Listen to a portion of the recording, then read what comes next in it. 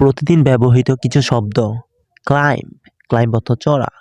Drive, drive অর্থ চালানো বা চালক। কুক, কুক অর্থ রান্না করা বা রান্না। ক্লিন, ক্লিন অর্থ পরিষ্কার বা পরিষ্কার করা। প্লে, প্লে অর্থ খেলা বা খেলা করা।